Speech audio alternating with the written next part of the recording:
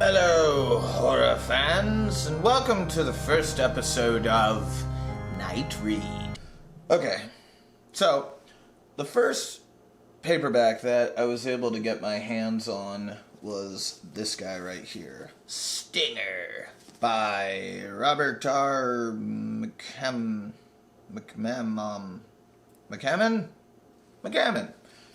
But the first book I was really stoked about reading is this book right here, The Kill, by Alan Ryan.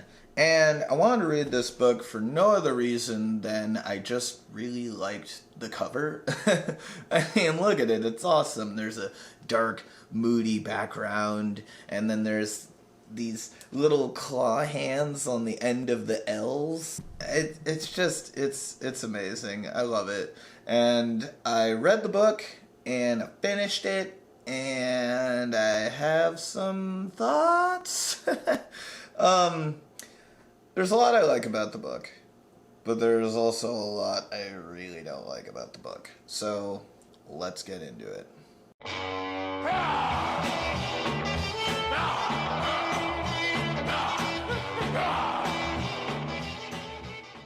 Okay, so it's the 80s. That's right, cocaine, hairspray, Ronald Reagan.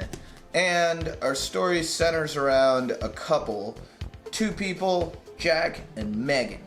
Jack is a slick-haired go-getter who works for a publishing company, and Megan is a young, successful girl who works for a magazine company that basically is Playboy, I guess. I mean, that's kind of how the book explained it. But they're enjoying their fast-paced city, slicker lifestyle, but they are about to have a big change of pace. Now that we have talked about Jack and Megan and kind of who they are, how do they end up in a backwoods nightmare? Well, I'll tell you. We're introduced to a character named Susie Steiger. Now, when I picture her, I picture the most 80s woman in the world. And the way Jack and Megan talk about her throughout the book, she's kind of this loudmouth rich girl. She makes a lot of money, and her family has a lot of money, and she kind of just gets to do whatever she wants. And she invites them to a party at her apartment. The way they talk about the apartment, it seems kind of ridiculous, because it's big enough to house a full-size band with a stage for the band, a dance floor, and a loft that fits a ton of people. So she's doing well. And at the party, we are introduced to a number of characters. We're introduced to a character named Candy, and Candy is the quintessential 80s goth girl. Awesome hair, piercings, black fingernails. I like her. She sounds great. But we'll get back to Candy because she plays an important role later on. We're also introduced to Steve Steiger. That is Susie's brother, and he is the worst because he's an artist. And he has this big fucking 80s camera that he's just shoving in everybody's face at the party because he's gonna make a movie and it's gonna be great. So he's like documenting the whole fucking thing, whatever. We'll get back to him. So, band stops playing and Susie gets up on stage and she makes a big announcement. She says that she has just bought a new country home for the summer, and she's got a bunch of buses outside to bring the whole party to her new country home so we can keep this party going all weekend. So, Jack and Megan are like, whoa, this is pretty wild. Should we do this? And Megan's like, yeah, we're both hip young people. Let's keep partying. And Jack's like, cool. So they take the 6-hour bus ride up to where her house is in the sleepy little New England town of Deacon's Kill, which the locals call The Kill. Get it? Yeah. So, this is where things heat up.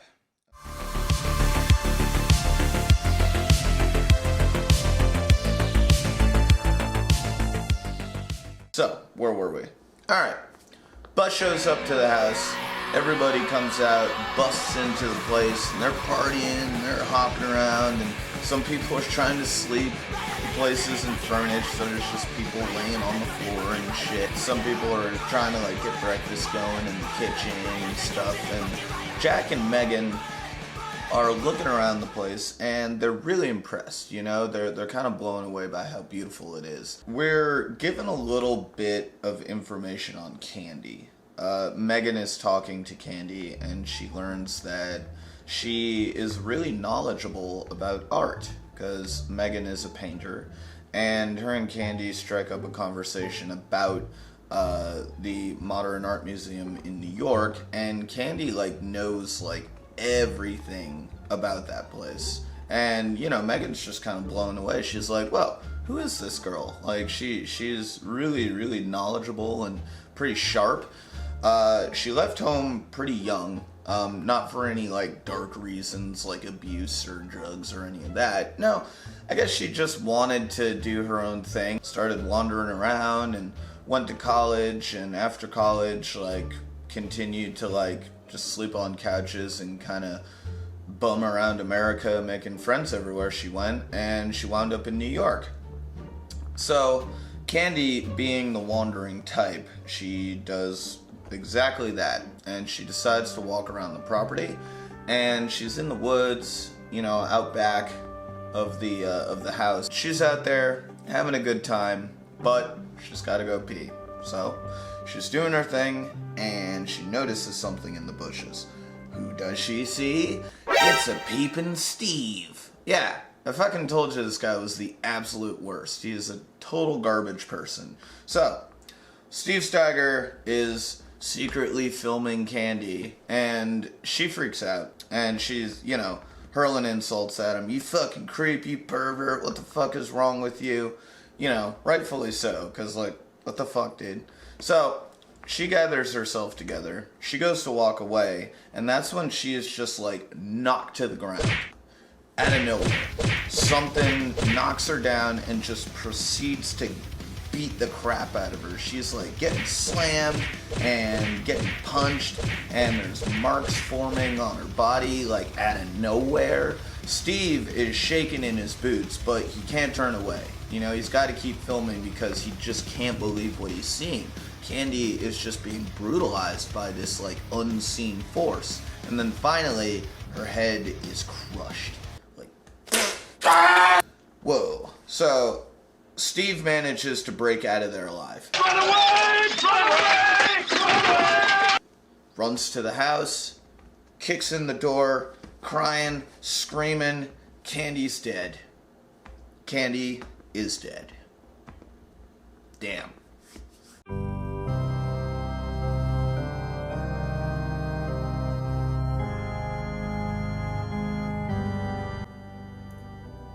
We are gathered here today to mourn the loss of Candy.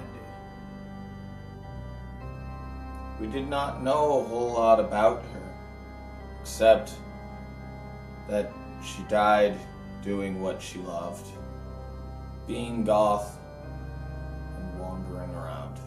And I imagine if she were alive now, we could ask her how she would want to die, she would probably say exactly the way she did die.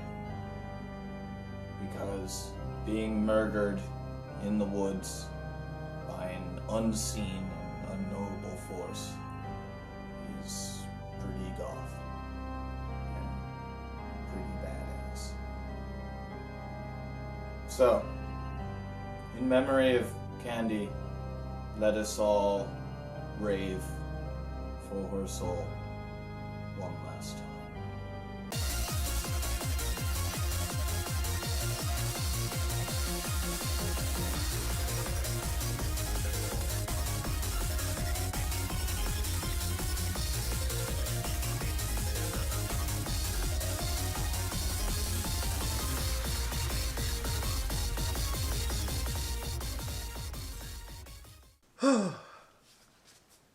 Oh my god. Oh, wow. That was really sad. Anyway, Candy's dead. Party's over. Jack says, we should call 911. But unfortunately, the house is pretty new. It's not furnished and the phone hasn't been hooked up yet. So, being quick on his feet, he runs down the street to the house next door. On his way there, he sees a car pulling up with two people in it, a man and a woman. He runs up to the car. The driver rolls down the window. Jack says, I have to call the cops. Please help me. And the driver says, I am the cops. This is when we're introduced to John Chard, a no-nonsense small-town sheriff who's trying to figure out what the fuck's going on around here. This is one of my favorite characters. Mainly because he reminds me of the tough New Englanders that I grew up with. You know, like the grandpas and uncles that would ask you to help them work on their car, but then get really mad at you because you don't know how to work on a car because you're like fucking 10. Anyways, love this guy. He kicks ass. So he says, hop in. They drive up to Susie's place. He calls in all the cops and the ambulance and stuff. Everybody's sniffing around, asking questions. John's probing people. And finally, he makes his way to Steve Steiger. Now, Steve had been stashing his camera in the barn out back. He had wrapped it in some blankets and put it on some hay so it wouldn't get bonked or stepped on at the party. That makes sense. It's an expensive piece of equipment. So, John Chard catches him in the barn and starts, kind of going into him. He's like, where were you? What were you doing? The standard shit. So, he breaks under pressure and finally admits that he was in the woods with Candy when she died. And John says, well, that's real interesting. What were you doing? I was filming her. Filming her. Really? So you have video evidence of what might have happened? Yeah. Well, you better hand it over because that's a pretty critical piece of evidence there, bud. I kind of need that tape. And he's like, oh, fine. So he reluctantly hands over the videotape. John feels satisfied that he has everything he needs. He tells everybody to fuck off back to wherever the hell they came from. But he requests that two people hang back, for further questioning. So Jack and Megan decide to hang back because despite the dead girl, they were having a great time and they loved Deacon's Kill. So they check into the inn downtown, hang out for a few days, and get to know John Chard and his wife Martha and their daughter Nancy, and they all kind of just hit it off. They really enjoy each other's company and they're having a great time and, getting shown around Deacon's Kill, and it's really nice. Sadly, they have to go to New York, but unfortunately, New York has lost its charm.